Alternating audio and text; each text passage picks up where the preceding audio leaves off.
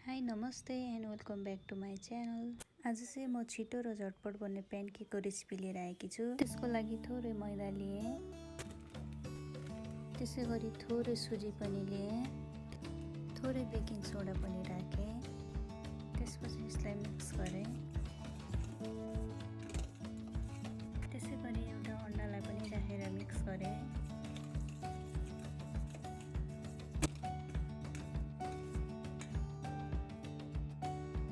त्यसै गरी आफ्नो स्वाद अनुसार थोरै चिनी र थोरै महलाई पनि एड गरेँ।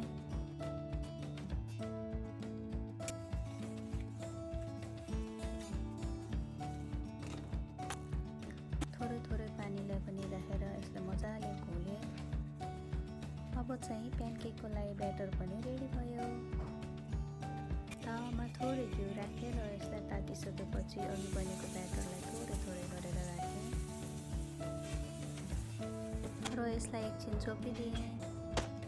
एकछिन छोपिसकेपछि फर्काएर फेरि सेम प्रोसेस गरेँ।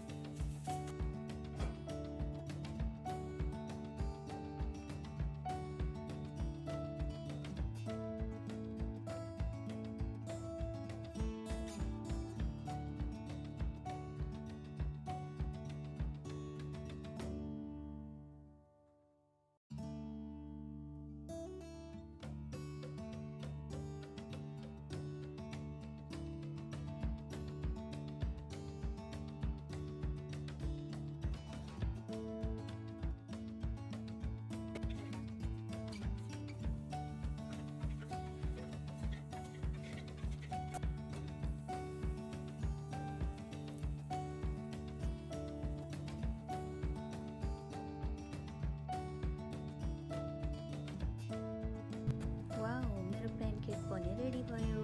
हजुरहरू पनि यसरी नै मिठो गरेर बनाएर खानुहोस् है त।